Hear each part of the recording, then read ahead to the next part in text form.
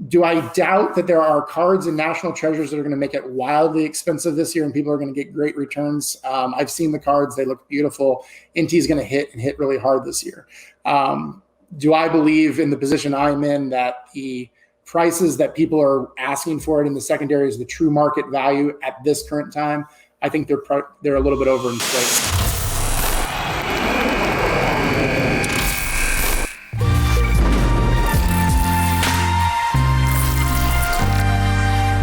Welcome to Kristina's Corner. We have a special guest today, Mr. Kevin Haake of Panini. He is the director of sales.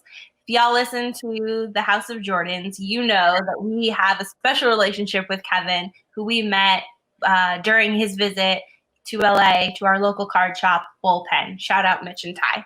But we also visited Kevin at Panini headquarters.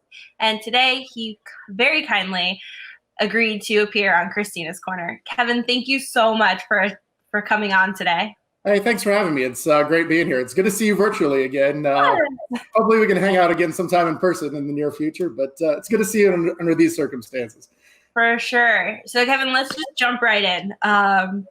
As you know, I prepared a pretty extensive outline of questions for you in the House of Jordan fashion. So let's get started. Can you talk? I know your career path in the hobby is pretty long. So can you just do a quick run through of your CV? Yeah, absolutely.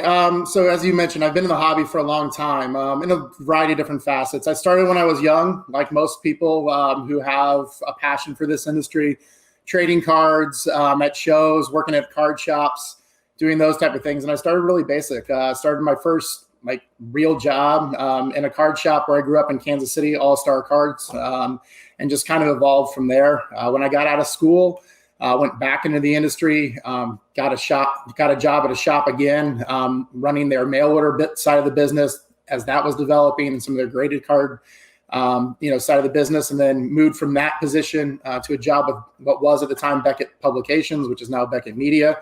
And from there, subsequently moved to New York, worked for Topps for a brief stint, and helping develop their NBA product when they had an NBA license. And then from that position, moved back to Texas and joined Panini, and have been in a variety of different roles here, but all on the sales side, whether it's on the retail side of the business or now controlling the hobby side of the business and helping oversee all of our sales executional points. So, all in all, I think I've been in this hobby or this industry, I guess, for 15 years or longer in different facets. And every year it's something new. And I love it. It keeps things fresh, and there's always a new challenge, but also there's always some new innovation that we're looking to tackle as well and push. For sure. So can you walk us through what does a typical day look like for your current role as director of sales? Well, I think a lot of it is talking to customers. Obviously, we deal with distributors primarily, and that's one of the main facets of my job is talking into our hobby distribution channel, whether it's distributors who distribute to brick and mortar and breakers, or distributors who are more to a B to C platform, direct to consumer. So, we're talking with them all the time about new products that are coming out, scheduling, product innovation, checklists, things like that will help sell the programs, and also obtaining feedback, right? We do have a lot of touch points with shops. You mentioned Mitch earlier. There's people who reach out to us, quite frequently to discuss product performance and things that they're seeing in the business. Because, information's power. So we try to, obtain as much of that as possible, and then, make some wise business choices because of it. And, there's a staff on the sales team that we all work together and talk about trends that are going on in the business. And then also working with our product development team very closely to ensure that we're making things that the market wants. That's the most important job as a manufacturer. You can produce anything you want to produce, but if it doesn't have a marketplace and viability within that marketplace, you're just making stuff for the sake of making stuff. We want to make stuff that sells and that collectors want. That's our primary goal of all of our jobs. Very nice. Well, you do your job well.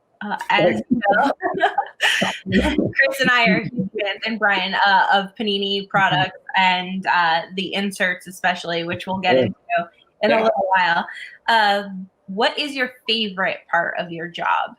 I think it's really interacting with our customers, but more importantly, our customers' customers. People like yourself, people who I meet at shows, whether it's the national or the industry summit or something of that nature. We do a lot of community outreach type programs, whether it's NBA Player of the Day, NFL Player of the Day, where we do, where we bring an experience to a hobby shop, or when we visit a hobby shop and we're out in the community at events like NBA All-Star or Super Bowl or rookie photo shoot or something of that nature. So it's really about meeting the people, right? Because so much of our business now is taken online to Twitter, Instagram, blogs, things of that nature. Everybody has an electronic face, but to actually put a real human face, to that electronic interaction that you've had with people, that's something that's really amazing, right? You get to really understand people's passion for the business, why they collect. Sometimes it's a very simple reason. Hey, this was something my dad and I did together, or it's because they were at a game or an event where something historic happened and they go, hey, I want to go collect this player because this event now means something to me. So now I have a personal connection there. And then there's others who just do it because they like it, right? They see an art form in it, or they see value in it, or they see it as a good hobby because it's better than, to them than doing something else in ways to spend their disposable income, like collect coins or,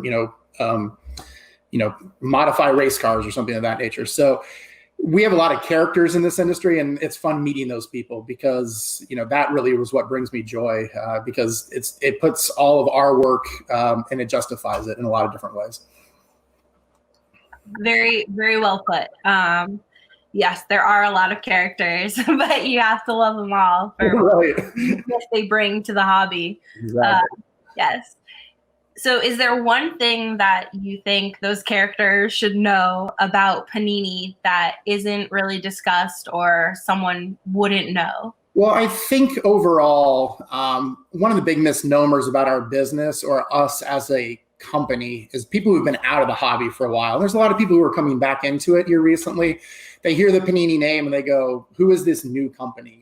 We're not new. We've been around for 59 years. This is our 59th year. Next year will be our 60th anniversary as a global entity. We have 1,000 employees worldwide, 12 offices around the globe. Our North American office happens to be here in Texas, but our primary office is in Modena, Italy, and we have a variety of places where we manufacture around the globe, and we're really a global entity to a lot of people. I find it always interesting when I travel, or back when I could travel, and I would have a Panini backpack on and I'd be walking through an airport internationally. Somebody would come up to me and randomly start talking to me about Panini soccer stickers or football stickers, whether I'm in, mainland China or somewhere in Europe, right? Because there's that connectivity to them and their childhood or their collecting experience. So that's what I always find interesting about this, is because a lot of times we'll get an email from somebody or a phone call saying, I've been out of the industry or the business or the hobby for the last 7 years, and I'm looking for football cards, but all I can find is Panini football cards. And are they okay to buy? Because I'm not quite sure, because they're used to other manufacturers producing them. And we're going, yeah, of course. We've been the exclusive NFL licensee since 2016, and they're legitimate and they're okay. But it's people just doing some fact checking, right? Because we have a wide spectrum of this business. We have people who really understand every aspect of it, every nuance of it, and they live and breathe it. And then we have a very casual person in the business as well. And those casual people eventually become hardcore collectors and fans, but you got to get them to that point, right? So it's a little bit of that education process. And so when you tell somebody, oh yeah, we've been around for forever, we're not some fly-by-night entity that the leagues have put their trust in, they kind of get this surprised look on their face and they go, wow, I had no idea. I just always thought you guys may be a knockoff sandwich company. We're like, nah, that's a family name. It's like Smith in Italy. Panini is the last name that people have. And we just happen to be a sandwich here in North America. So, that's a lot of fun. And it's just getting some people educated on that stuff, especially mass retail buyers. That's a fun educational path to walk them down, because they normally have no idea what they're dealing with. They just understand that we make trading cards, but they don't know why. So a little bit of a long-winded answer for you, but that's a fun aspect of the job, that takes place almost weekly. Yeah, don't worry about long-winded answers. I'm used to it. I date Chris, so Right, 100%. yeah. So, in your opinion, is there a Panini product that is undervalued currently, or a sleeper product that you think looks really cool or might be about to take off? Well, that's a really good question, because I'm going to give you an answer, and it's going to be something that we don't even make anymore, which is going to be kind of bizarre, because you'd think I would tout something that somebody could go out and actively buy either from one of our distributors or something else. I really liked Status basketball. We did Status for a very short period of time. Status came out, I believe, in its inauguration was Donovan Mitchell, Jason Tatum's rookie year. Status, I think, was really ahead of its time in a lot of ways when it came out. It was like when we first did Revolution basketball, it was way ahead of its time. Collectors really didn't know what to think about it. We stuck with the idea in the program, and now Revolution is, is where it is and what it's become. I think Status was of that same ilk. And when it first released, collectors just didn't understand some of the parallel levels, some of the really unique rarities to some of the colors and things of that nature in the die cuts. And I think it went over, and we probably missed the boat as a manufacturer in educating people on that. And it's one of those programs that I look across our portfolio and say, if we have the opportunity to bring something back, this is something that, might be more suited for the current hobby environment than the environment that it was originally released in. And I know the basketball team's done a good job of incorporating some Status into Chronicles and things of that nature. But I think it's one of those programs that can really stand on its own, because the current environment really lends itself to that type of collectability. But it's one of my favorites, and I really like the cleanliness of the cards and some of the foil pattern to it. Some people love die cuts, and some people can't stand them, and I'm kind of somewhere in between. But I like some of the die cut nuances of it and and the uniqueness of that element brought to the collection. And it's just one of those ones I've always said, this is a program that we may not have given the full lifeline to and given it a long enough shot. So that's it. I really like Status basketball. And if I can find boxes, at the right price, I would still, encourage those people to go out and buy them and rip them, because I think there's some really good hidden value in there that's not necessarily predicated on your auto and mim hit, So, and that's what I look for mostly. I also adore Status.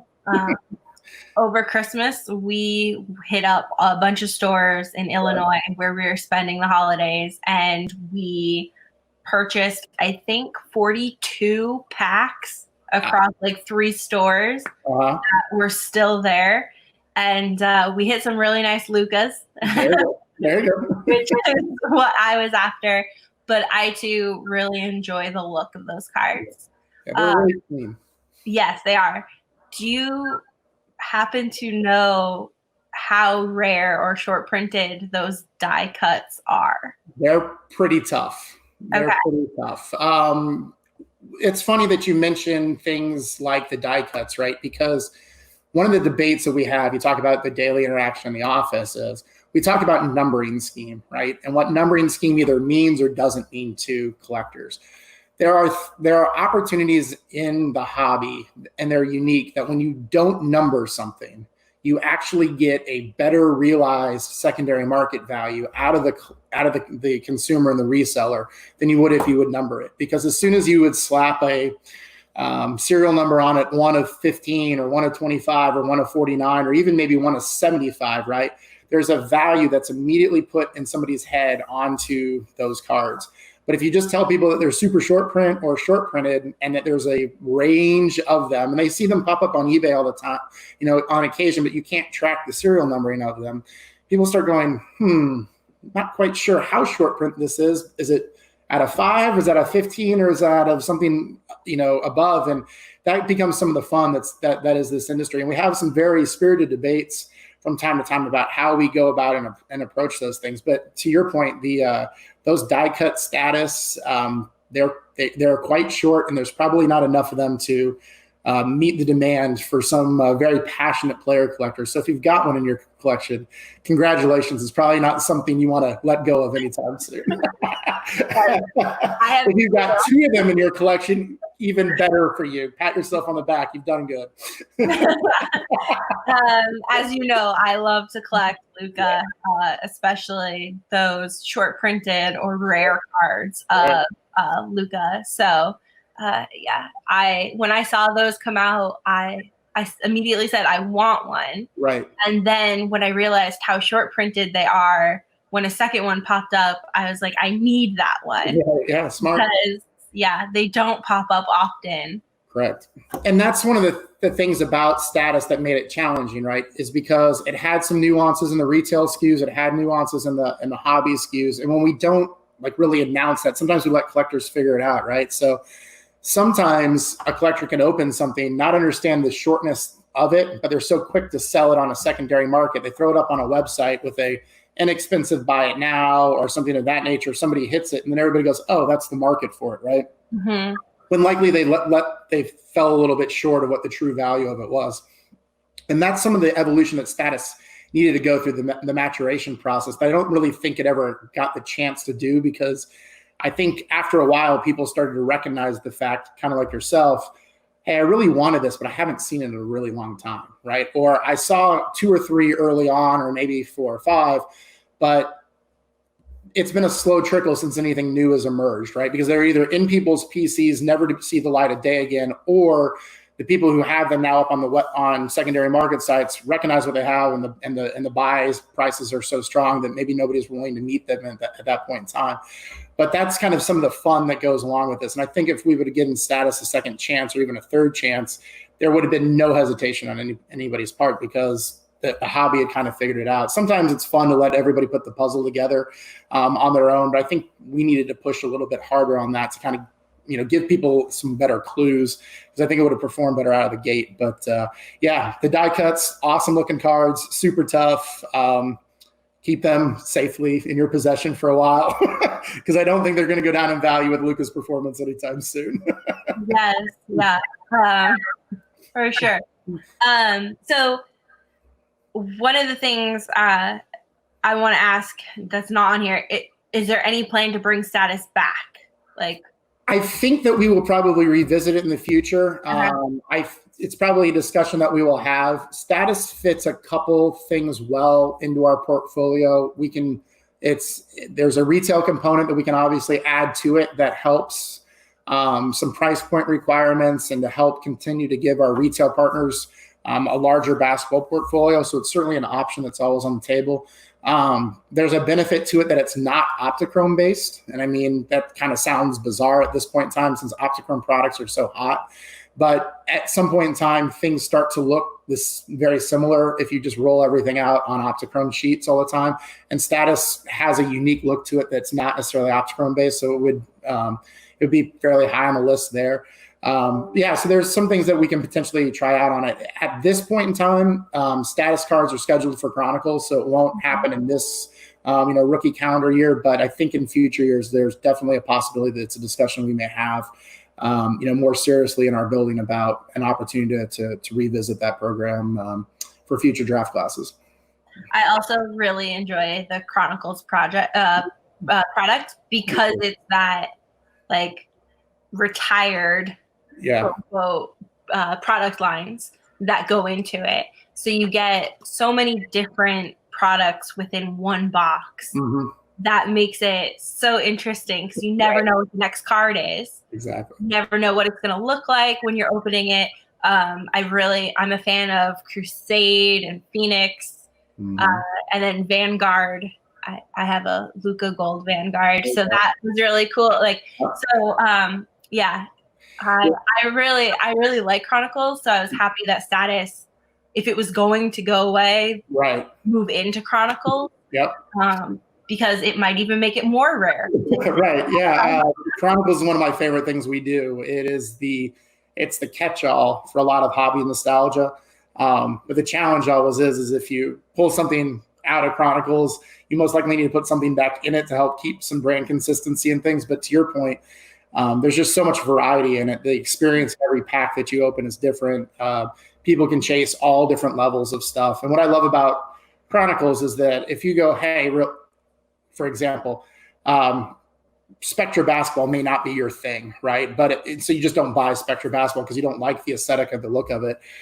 The reality of it is most people will find something in Chronicles that appeals to them. Not everything's going to appeal to them, but there's going to be something in there that they like, whether it's chasing Phoenix basketball, that's, a brand that we don't even do full time, or, back to the Panini basketball days, and it's something that's more simple.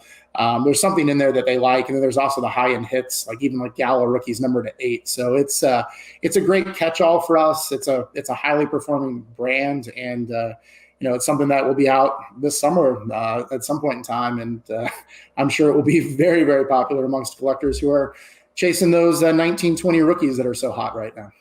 Yeah, for sure.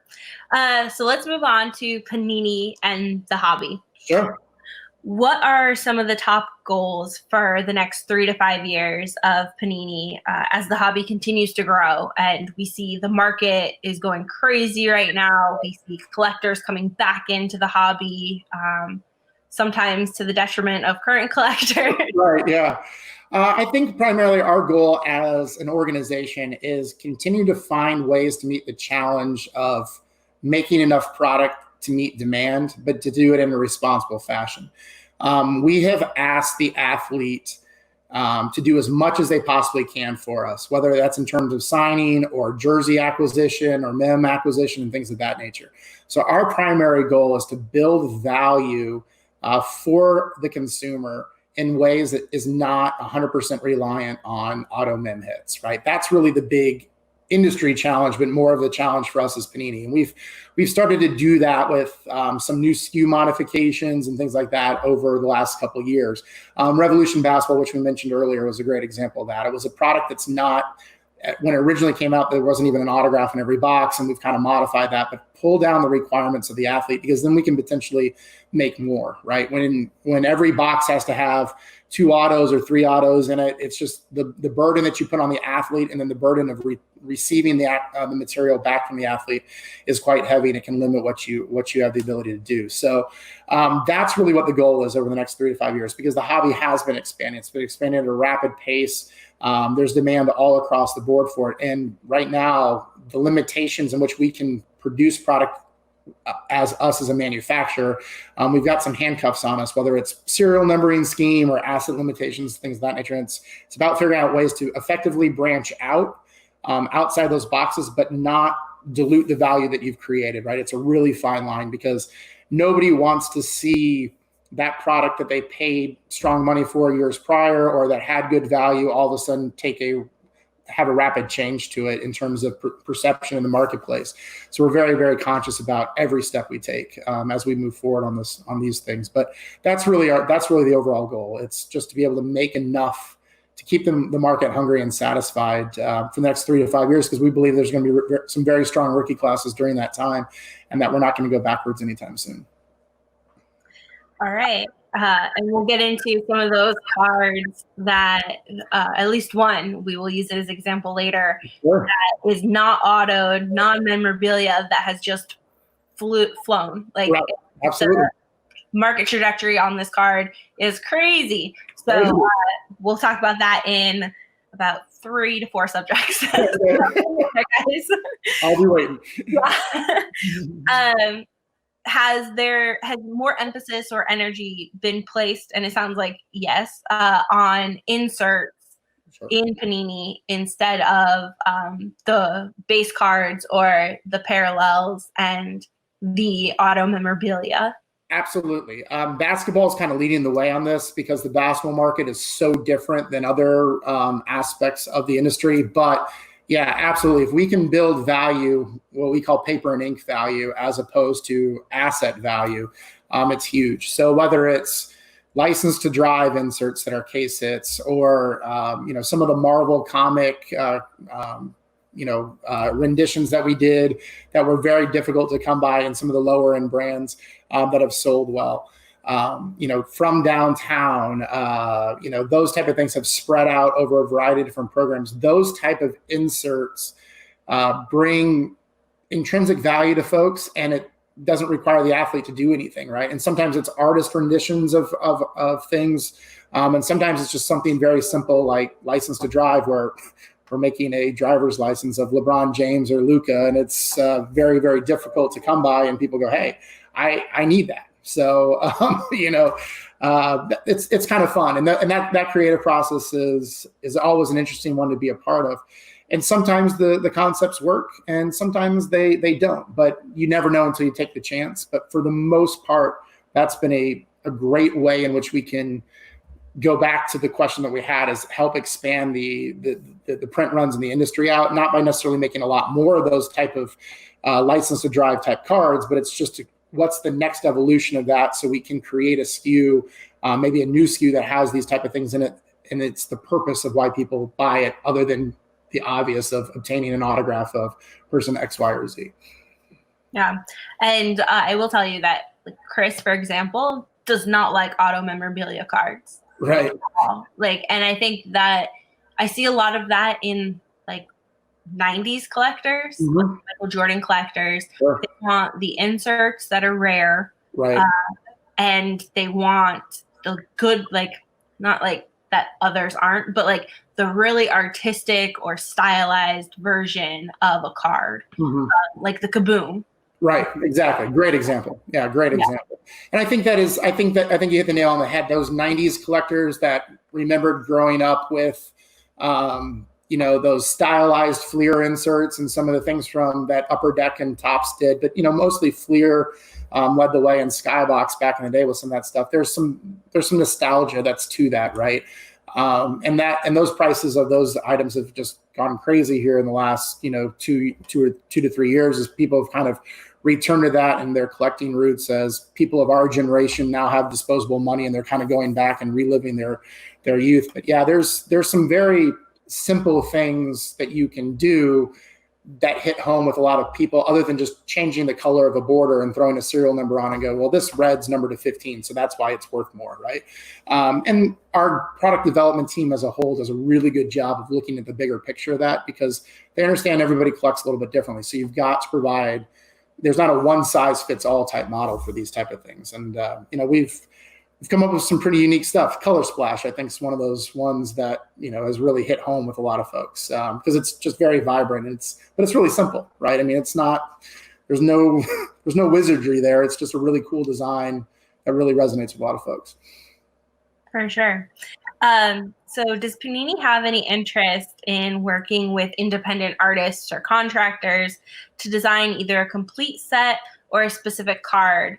For example, I'm not sure if you're following, a competitor of yours is currently doing a project this year. I think so. We have a lot of talented people in-house who do a lot of things for us.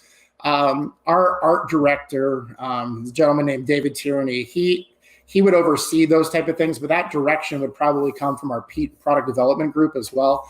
But I think that I think we're always very receptive to ideas, right? So if somebody would come to us and say, hey, look, we got this idea for an insert, or I've been working on something, I think that there's always a reception in our office that we're very open to ideas and outside influence, because we can't physically come up with all this stuff ourselves. We are working with a bunch of graphic artists and designers right now, because of some photo challenges, updating uniforms on some players and things of that nature. But that's not more like the artistic creative work. That's just more nitty gritty art design work. And we use outside resources for that. But I would think that nobody in our building would be, provide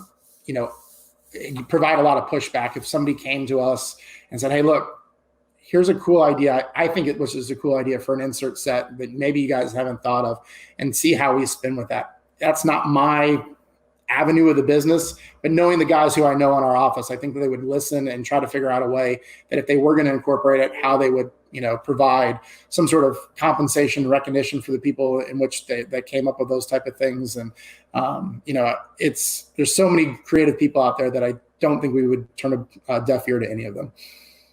For sure. I also want to point out that a certain card of a baseball player sold over $500,000 in Project 2020, one card, right, over 48 hours, which was kind of insane. Yeah.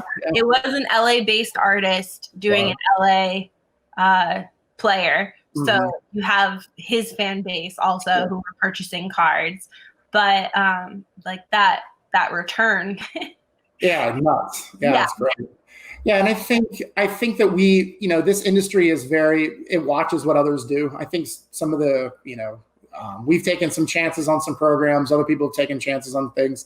I think it's one of those things that we've kind of kept a close eye on and said, okay, is there a way in which we can incorporate some of these ideas, into some of our future releases? I remember back in the early 2000s, sketch cards were like a really big deal in programs, right? That idea came from the entertainment side of things. But when I was at Topps, we introduced basketball sketch cards. I think it was in hardwood, if I remember right, and those cards were, we had to find artists to draw them. And sometimes you got great sketches and other times you got, things that were maybe not so great, but collectors seem to really enjoy those. And I think that it's an avenue that we can continue to explore, especially in this time where creativity is most likely beneficial to us because it allows us a way to distribute more product potentially.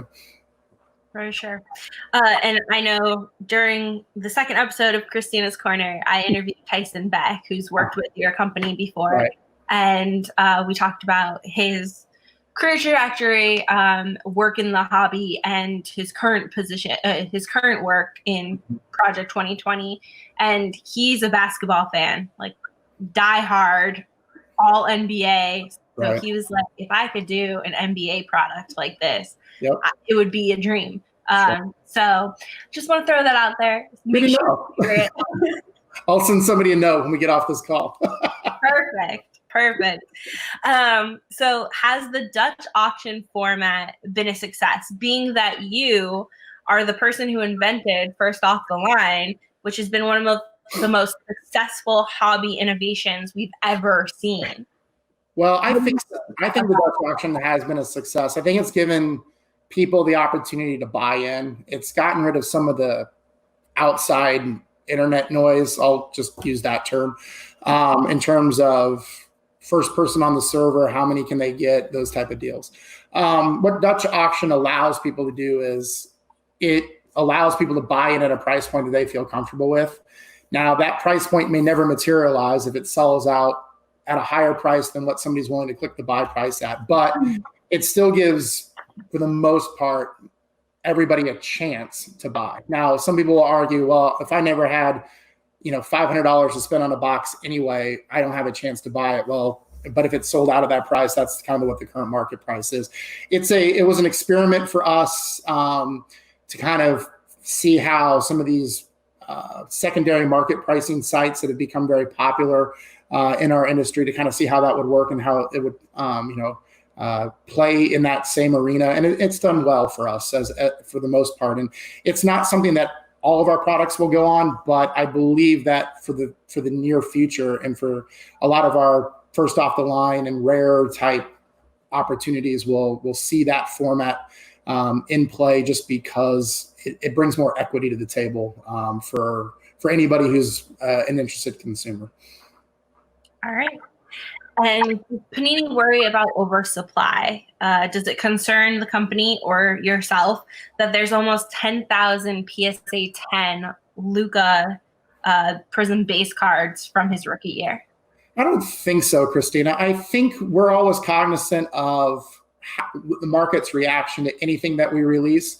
A product like Prism is, very unique in the fact that there's a much wider global demand for that than some of the other basketball programs that we release. Prism can be found in, I believe when I last looked, I think it's over 32 countries worldwide we distribute Prism product to. It's a high global release, so there's going to be a little bit of a more extended print run, but nothing that is so far out of bounds that we have yet to step back and go, are we doing anything that may damage the brand? The demand is still there. And when we're talking about regular base cards and, in the reference that you gave, it's probably not that far out of line than what a Hoops print run, base run would be, or even a Donruss basketball. Prism just gets a little bit more hyper-focused just because of the brand equity that it has. But what's been so telling since my time here at Panini, Prism was a brand at one point in time that we had considered removing from the calendar across all sports completely, because there was some strong performance issues with it in the marketplace in terms of collector, how the collectors perceived it and the consumables of it. And that obviously has reversed 360 degrees since those discussions took place. But, it wasn't always like this. And I think the last 2 years have been really an interesting test for the business as a whole, but also the industry, as prices on this stuff just continue to go to levels that none of us could have ever, imagined when the presses were running. To the best of your knowledge, has the 2018-19 Luka Doncic black been pulled out of Prism? I don't know. That's a good question. That's a really good question. I haven't been made aware that it has, but I also don't know if it hasn't either. That's a great question. It may be sitting in somebody's shoebox somewhere for all we know, or maybe sitting in a box on somebody's shelf somewhere as well. I don't know. It hasn't been graded. No. And there are rumors both ways. So I just figured. I love the industry. I love the industry rumor because there's certain cards that people track very closely, like National Treasures logo Min 101. People are, constantly looking for listings or hearing of private, rumors of private sales and all those other things. But that would be a big one. And I don't know if it's been pulled. I believe that the Prism Fast Break 101 has been pulled, but I couldn't tell you that for 100% certainty. But for whatever reason, I recall hearing that at one point in time, but I don't know about the True Rook. So we'll see. Maybe one day it'll show up at some auction house at the National somewhere with a massive starting bid on it. You never know. I can't even imagine. It's my dream to pull that card, but everybody, right? Yeah, seriously. But I can't keep buying the boxes at the current price point. So I remember buying Prism for $225, right? For a hobby box. Yeah. And even at the time, you were going, yeah, really, $225, and now you would kill to get boxes of $225. Exactly. Right. Exactly.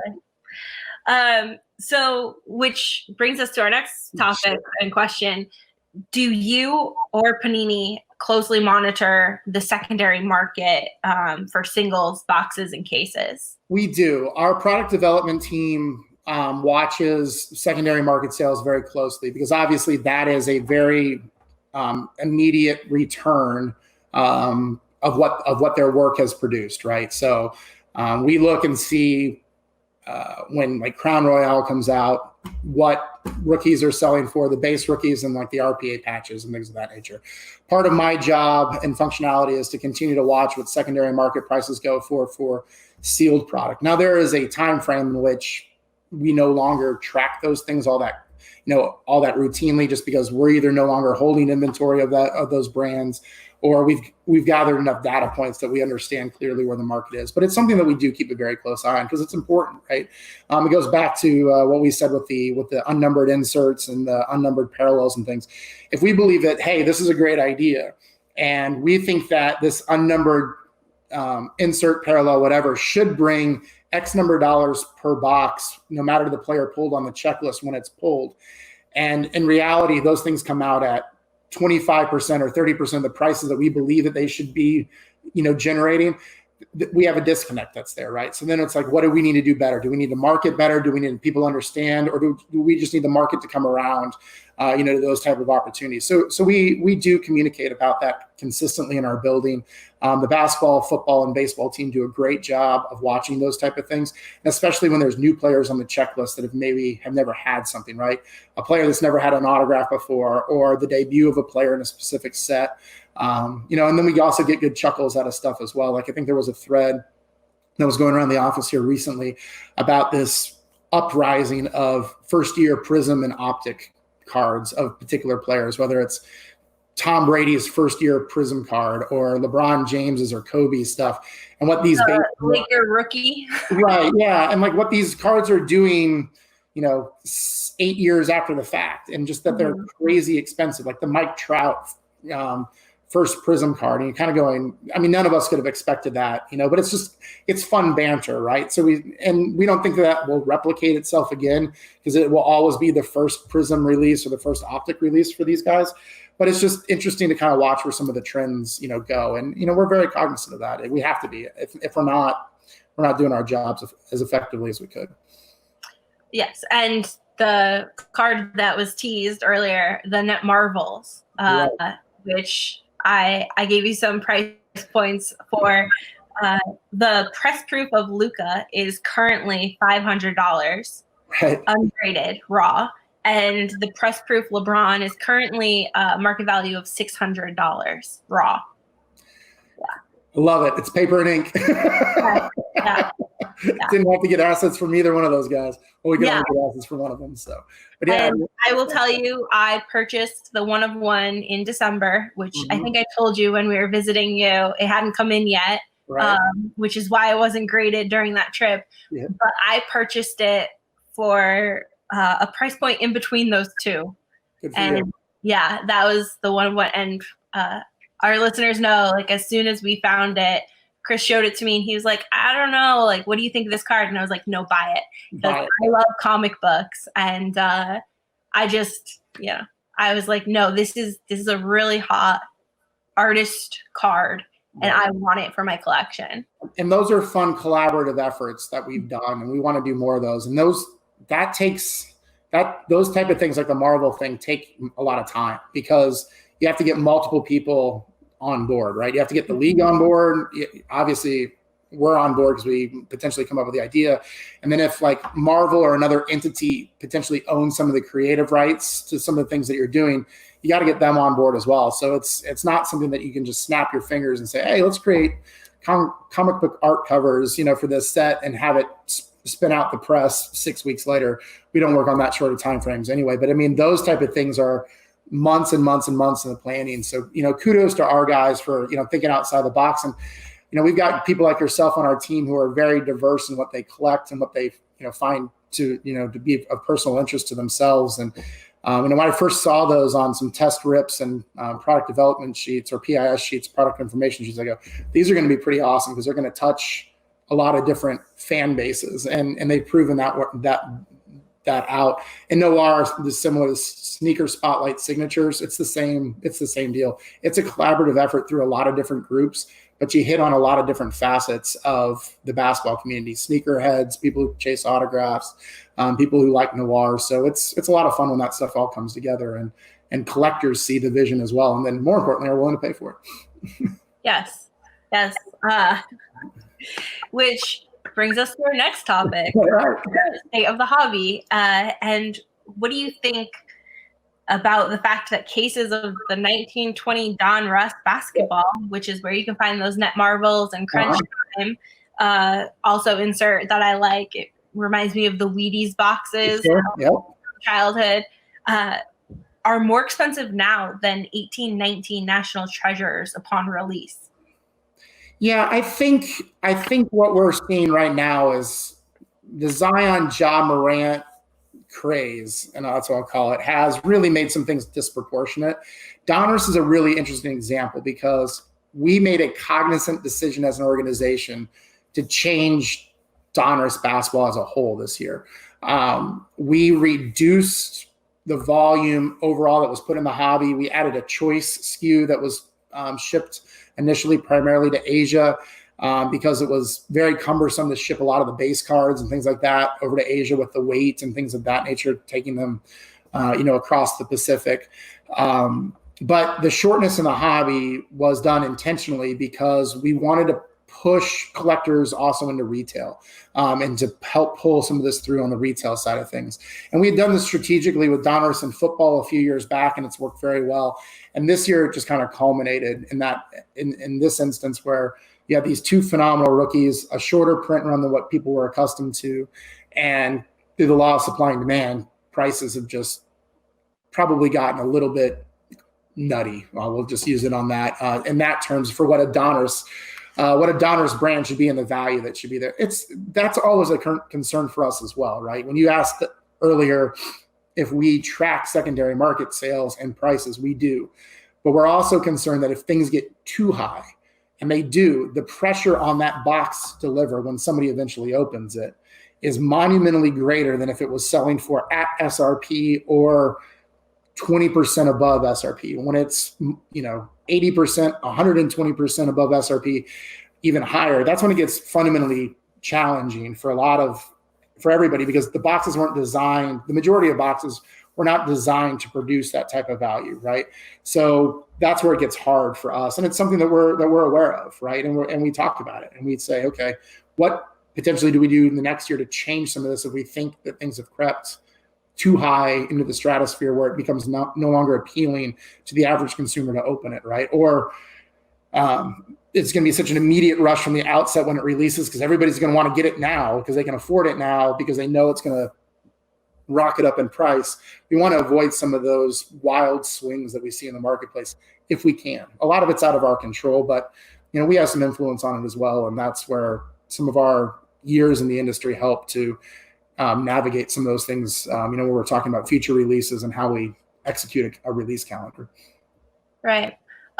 So just to let everyone know, the current prices of Donruss basketball for 1920, hobby box average in April was $272.42. A hobby case was sold on March 24th for $1,900. The current price point for a hobby box is between $550 and $580.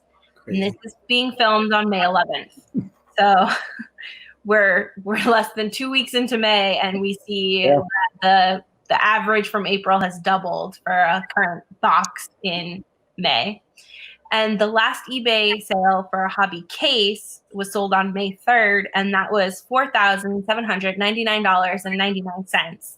There are no current listings that I've been able to find across multiple distributors and online marketplaces for a hobby case of 1920 Donruss basketball. They're becoming white whales, I think. I really think they're becoming tougher and tougher, because it's probably a program that was open in abundance when it first came out, because nobody thought that, hey, look, the boxes are going to go to this price, right? And when basketball was so hot in the beginning, it was one of the few things where you could buy it by the pack, you could buy it by the box. It was affordable. You could build a set if you wanted to. You could chase particular parallels. So I think the consumption rate of the overall print run, I would guess, is probably in the mid 90s, right? So there's probably in terms of percentage, so there's probably very little of it left. So that what is left in the marketplace is going to trade hands at a super premium. And the people who are trading it or selling it and buying and selling it may never have any intention to open it, right? It may just be one of those things that they buy and they sit in a corner somewhere and go, oh, hey, I'm willing to flip this in 6 months if we have another run up on it. And, in that way it's being treated almost like a commodity, which is an interesting discussion that we can have in another one of these calls later on. But that's kind of the marketplace that we're in right now, right? And people hyper focus on something for a little bit and they move on, or they kind of see the value in it because they're seeing the exponential rise and the inserts and some of the parallels and the next day cards, autographs that are in there, and they go, this is something I want to throw some money at, right away. Or they could be like you and say, I can't find this anywhere, so now I'm willing to pay more for it to have one come out of the mothballs somewhere. So I wish I had a box. I don't. I wish I had a box too. Yeah, I will admit. So our current price points for boxes and cases worrying to Panini. Go ahead. I'm sorry. I was just going to go on to say a lot of people are constantly saying in the hobby that kids are being priced out of the hobby. It's no longer a hobby, which I don't necessarily agree with. But do you have thoughts on this subject? Sure. I think that we still do a good job as a manufacturer of creating products that are across the spectrum of price point, right? So whether it's Donruss basketball in a retail environment, or even a hobby shop environment where a pack is $10, or even our sticker collection, which now has trading cards in them, and you can open up your pack of stickers, do your sticker book, and also get, one trading card per pack. There's still a variety of price points that we cater to with people. the change in the marketplace that's really taken place over the last 15 months is the fact that retail prices, the demand on retail in the secondary market has really altered a lot of the way in which the industry has historically operated in, right? It used to be that there were a couple SKUs, maybe a year, that was released by all the manufacturers that had a really super high retail demand presence in it. Like you saw this in gaming, where a gaming company would release a special 10 of, gaming cards, and there would be a super high demand, but then the rest of the gaming category would benefit from it, as people anticipated that. What we see now in the mass retail environment is that every time we release a program, in certain sports when it's so hot, people just go in and they consume it in mass. They open it, they try to flip it on the secondary, they try to resell it on the secondary potentially, and that's challenging for us because we can only make so much stuff, and the mass retailer is not going to say, hey, you can only buy 2 blasters of this if there's 8 on the shelf, right? They're not going to regulate it like they were having to regulate toilet paper at the beginning part of this Corona issue, right? Because they're a retailer, and they're not in the business of policing our marketplace. So we are concerned in the fact when we feel values get so high that the boxes can no longer routinely deliver on the values that the secondary market has put on those type of things. And that's where we have discussions in our building about what we can do in future years to help change some of this. Sometimes it's distribution strategy change. Sometimes it's production change. Sometimes it's calendar placement change. A great example is Court Kings basketball used to be an early release for us in the basketball calendar. We moved it to later in the basketball calendar. So not only could it have a international retail presence, but also just to kind of give some spacing. And last year, Court Kings collectors didn't really know what to do with Court Kings in a post NBA All-Star environment when it released in March. It was kind of in this odd window for them, but that was a business decision we made. So sometimes things change and it becomes, you don't really know what's going to happen until it happens. And Court Kings suffered a little bit because of that move last year. We've kept it in the later window this year because we believe long-term it has viability here. So we're always looking to change stuff. I think things are going to be so far of an outlier for the Zion Ja year that really where reality is going to kind of settle out is what's going to happen in the 2021 cycle once all the Zion Ja stuff settles, right? We've had 2 really unique years back to back. I hope we have 5 really unique years back to back because that's really good for the industry and the business. But I think normalcy will kind of settle somewhere in between over the next 12 months here or so. All right. And what do you think about the 1920 National Treasures pre-sale prices? I think they're out of control. A case being $15,000. Yeah, I think what's happening right now with National Treasures is I equate this to something I talked to somebody else about.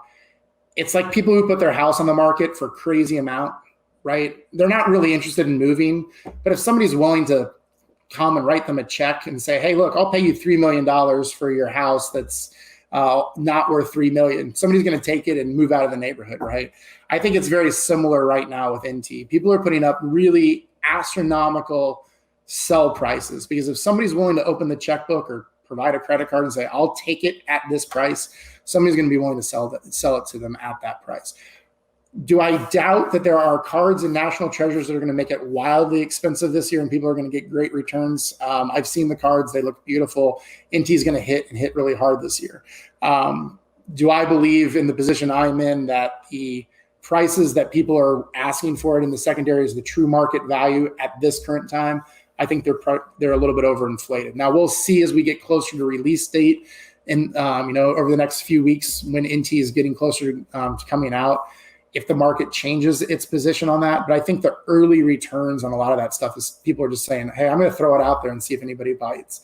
And maybe they got a couple nibbles, but I equate it again to somebody selling their house for way more than what market value it is. If somebody desperately wants to live in that neighborhood, on that lot location, and in that house, they're going to pay for it. But other than that, people are just going to drive down the street and go, hey, there's 30 more houses in the zip code we can take a look at. And only if they fall in love with that are they going to really then fork out the cash for it. So we'll see. It's unprecedented times that we're in right now. That's for sure. I never thought we'd see a 4-box case, people attempting to sell it for what they are, but but they are. So we'll see.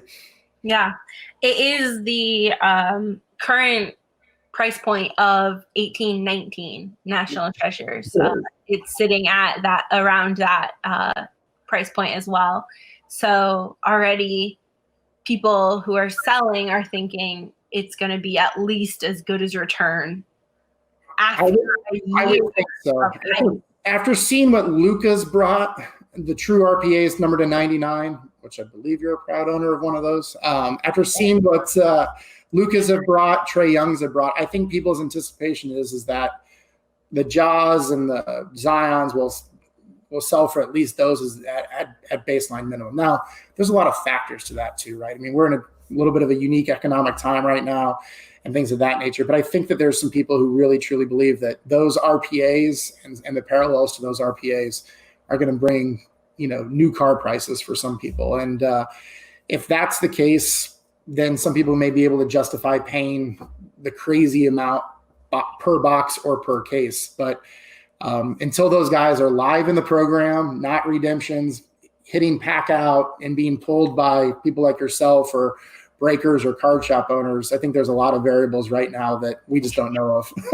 I won't be opening a box. I won't be opening a box, Kevin. I will not be opening a box. And even if I could afford it, I still wouldn't open it because I just want to sit it on my shelf for a while and just stare at it, because it's probably, that's what I would do with it. But I mean, I need people to open it, so don't take my advice. I need people to open it and we need people to crack to break it up, so that we can see what the price point is on secondary market for some of these cards. But it will not be me this year, Kevin. Yeah. That was my whole thing last year. Was this is the one year I would buy and for the foreseeable future, because I'm a Luca fan. Yeah, it's a heavy investment, and the people who will do it, more power to them. They are committed to the cause, and I wish them the best of luck. But I will be watching intently from the sidelines on all this, in break rooms and other things. So exactly. I will quietly be watching everyone else do it. 100%. And what can you tell us? What do you think about the current state of the hobby? It sounds like you think it's good, but maybe a little overpriced. Well, I think the hobby as a whole has never been in a better position overall. I mean, when my childhood was the 80s boom, I've ridden the roller coaster with the hobby like everybody else has, either professionally or as a collector. I think overall, the state of the hobby is incredibly strong, even with this crazy global economic climate that we have going on right now. The demand internationally for the hobby and the products itself has never been bigger, whether it's soccer, whether it's the NBA. I think I mentioned earlier about how many countries Prism basketball was distributed in, and we could distribute it in more. The problem is we just don't have enough product to pass around everywhere.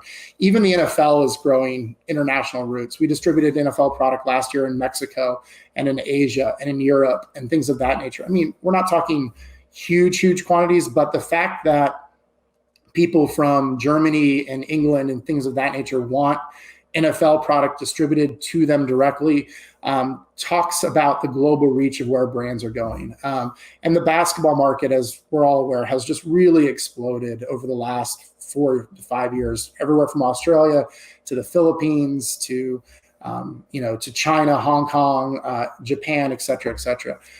So, I mean, it's really, expanding. It's always been in Europe to some degree. It's growing in Europe. It's growing in places like the Middle East and Israel, United Arab Emirates, things of that nature. So I think overall, collectively as a global community, we're very healthy. I think some of the decisions that the leagues have made in terms of exclusivity have proven to be wise, because it gives manufacturers autonomy to be creative with their releases and their licenses and to take risks where they're not having to worry about what else is coming in that same time frame release calendar from a competitor. And it's allowed us to grow in a lot of distribution channels and a lot of different SKU variations.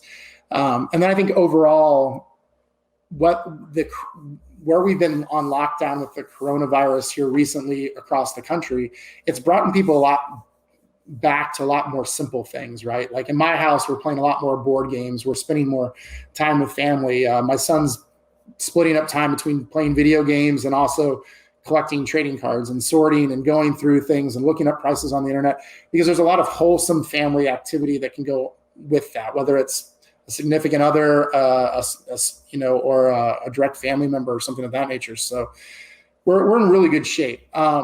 In terms overall of pricing, that becomes a challenge for everybody. I don't think anybody in our organization would raise their hand high and go, hey, I love it when Optic basketball is, 300% over what SRP would be upon release date. Those are challenges that we will work as a manufacturer to help alleviate in the future. And, those are things that we will discuss. But I think overall for the business, the thirst of it from the end consumer has never really been stronger. And I think some of that is because the economic return that people who buy and sell can get. But I think there's a lot of joy of it because the basic fundamentals haven't changed.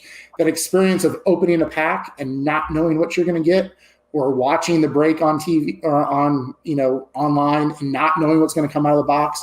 It's an experience you just can't replicate with a lot of other things in life. And, it's attractive to a lot of folks. So, and then, we've been making a lot of compelling product as well. All manufacturers have, but we've been making a lot of compelling product that makes people want to keep it and collect it, right? There's nothing worse than if you make something, back to one of my original statements, you make it, you manufacture, and everybody goes, that's cool, but they don't care, right? People care in this business. You can see it all over online. They care deeply about this, and we've tapped into that, which is awesome. For sure. And what does your son collect? He's a football collector. So he likes collecting football. I don't want to say he player collects JJ Watt, but he likes JJ Watt a lot. I don't know how or why there's that connection. I think probably because he used to see him on commercials when he was all over the place, back in the day. But he likes JJ Watt stuff. And I think it's because the Texans have got some cool patches too. So, that's kind of his dude. And then, we're big, we're TCU fans in this house, as you're well aware. So, he's never shy, or when he pulls anything Andy Dalton or LaDainian Tomlinson, whether it's base cards or basic jersey stuff. So we always got our eyes on Horned Frogs here too. Nice. And what can you tell us without disclosing trade secrets or proprietary business information about the size and strength of the card collection buyer base? How big is the hobby? Do you have numbers of these kinds? We've got data points that we get from a variety of different sources. I think that the hobby itself is probably on its fastest upward trajectory that it's been on since the late 80s boom, right? The difference is that product is manufactured in now a more of a responsible manner due to some of the factors that we were talking about, the influence of athletes and the restriction of what we can get in terms of asset base. But overall, there's a lot of new energy that's been brought into the hobby. Breakers have been instrumental in bringing a younger audience into the hobby because people can watch it, at any time, at any place. Their shops are always open. I'll use that as a shop as very loose. But if I'm sitting in my pajamas on a Tuesday night and I get the inkling that I want to get into a break or watch cards get ripped or opened, I can find somebody who's breaking where I can buy in and have that immediate experience where if I was going to my LCS on a Tuesday night, they may be closed. They may not have the product I need in inventory, those type of things. We've had a lot of breakers open up brick and mortars that have now spun off, and they said, okay, look, I have this online presence, but now I want a full retail presence. And that's been very healthy in getting card shops back into our communities. And then I think overall retail, we've had a wide expanse in retail. We've gained placement in retail, which means more retail square footage. So we can do more SKUs and create more opportunity for folks there. But I think overall, if you just look at a basic fundamental barometer that we can all look at, the national convention, and I know that it just recently got postponed. If you look at the attendance of the national for the last 3 years, it's gone up every single year. And the last year that it was in Chicago last year was the highest attended national since the Anaheim National in the 90s where they had over 100,000 people through the doors over those 5 days. So if we just take that as a baseline and say, okay, the attendance of the national convention, what does that mean for our business? It's going the right way. And there's a lot of synergy that's amongst manufacturers and things of that nature to bring people in, whether you're a baseball or soccer fan or a basketball or football fan or somewhere in between. People are now drawn back into this business. And that's the most exciting thing for us. And that's why the next 3 to 5 years for us is critical. We got to figure out how we make more products, more collectible products, and continue to grow the brand appropriately and the industry, because the future is bright, and we don't want to have any other result but positivity from here moving forward. For sure. So what do you think about the growing hobby content landscape? We see shows popping up on YouTube. Instagram accounts are being added daily. Twitter is on fire for the hobby, and podcasts are also popping off. So what are your response? What's your response? I think it's great. I think anytime people are talking about you or what you're passionate about, it's a good thing, right? Because it brings communities together, and it's fantastic. I also love the fact that it is more of a youth-based driven initiative, right? It's people who have figured out how to use the technology that our younger generations are using to communicate with each other and express themselves with on a daily basis. I know a variety of people just have Instagram. It's not to show off their family vacation or anything like that. It's just their card Instagram account, and that's nothing more, nothing less, right? And maybe guys my dad's age who still collect cards, and he may have an Instagram account, and it's just because he's showing off his vintage stuff that he's bought, right? And I'm like, that's weird, Dad, but because you're not, but that's what he's into. But that's the way he connects with other people, right? And that's fantastic, because when you feel like you're a part of a community, it justifies and validates what you're doing. And that's the best part of it. Not all of it is positive, but that's the world of the internet that we live in. And there's always going to be those internet trolls that you can never do anything right with. But I think for the most part, it's really brought people together. And what I love about it the most is that what you'll see is these groups, whether it's a Facebook group or a Twitter group or just people in chat, and somebody will go, hey, at this show or this event, we're going to go out to this bar on a Wednesday night. I'd like to meet people. And it's like what you asked me about, what's the best part of my job? It's putting faces to names.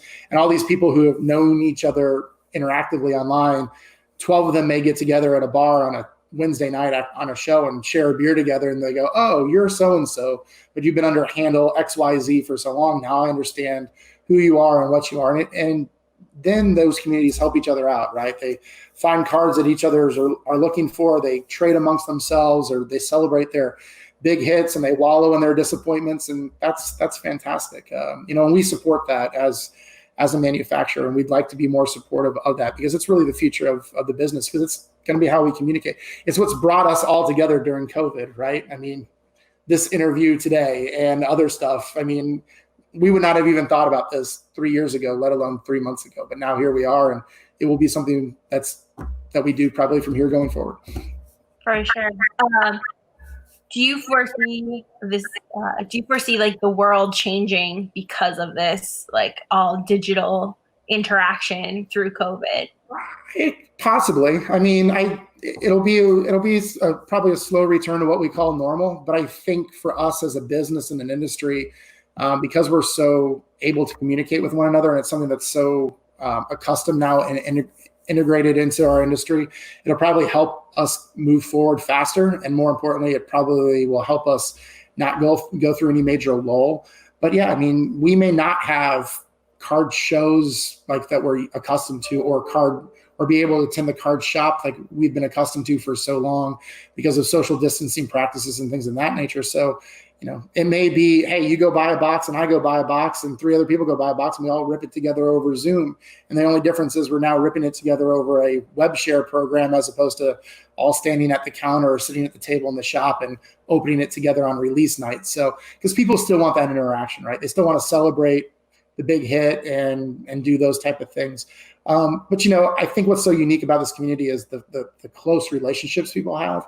And I think that they will go to great distances to maintain those things interactively with people because they like sharing the experience with people who are like-minded as them. So, those Facebook chat groups and those, late night FaceTime calls will probably be more frequent than what they would have been, because they haven't seen their fellow Luca collector at the shop in 3 or 4 weeks, right? So they want to get together and just brag about their new pickups, right? Because we're really a brag-based industry, right? It's all about, hey, look what I got. Aren't you jealous a little bit? Yeah, we are. Yes. Speaking of being jealous and wanting something that you might not have, things I need to know. Sure. Will we ever see a Luca Color Blast? I think there's a good possibility you will. I would be hard pressed to think that he won't make an appearance of that insert at some point in time. Okay. And how does one get a job at Panini, and where can I send my resume? That's a great question. So typically when we look to hire, we post jobs on LinkedIn, and I think that's a primary source for us. And there may be one others. Indeed is the other one that we use. We're always looking for talented people. We just hired 2 new people on our product development staff right before some of the COVID craziness. We're always looking for talented designers and things of that nature to bring, new ideas into the building. So we are a growing company. We continue to bring people in and a variety of different aspects, whether it's the acquisition team who meets with the athletes to get things signed and negotiate with agents, or, every aspect around the building. So keep your eyes posted on our corporate pages on those sites. And that goes for anybody. I mean, and, if people can always send me their resume directly as well, and I can walk it to the hiring managers too. So, we're always looking for people. It's funny you ask, it's one of the top questions I get at shows. Guys come up and they're like, hey, I've always wanted to work for a trading card manufacturer. I'm going, well, you can always send us a resume. It's probably not as glamorous as everybody believes it to be. We don't sit around and open trading card packs all day like some people think. But if you enjoy sports and you enjoy this industry, it can be a very compelling and rewarding place to work. And that goes for, I think, any manufacturer across the board. It's a labor of love for a lot of us. And we're just happy we get to participate in it most days. The paychecks are nice too, but it's pretty cool to tell people what you do, because you're not an accountant, or it's something of that nature. You get to play with trading cards and develop something, and then watch the development come from idea, concept to an end product, and then you will get to watch people enjoy it. And I think that's the most rewarding aspect for a lot of folks in our building. All right. Thank you so much, Kevin. I appreciate you coming on Kristina's Corner. And I hope everyone in your family stays healthy and safe, for sure. Thanks to you as well. I appreciate the invitation to be here. It was great to talk to you and hopefully give you a little bit of an inside peek. And I appreciate the opportunity to be on Kristina's Corner. It's been a pleasure. Thank you. All right, guys. This was another episode of Kristina's Corner. Thanks for tuning in, and I'll check you next time.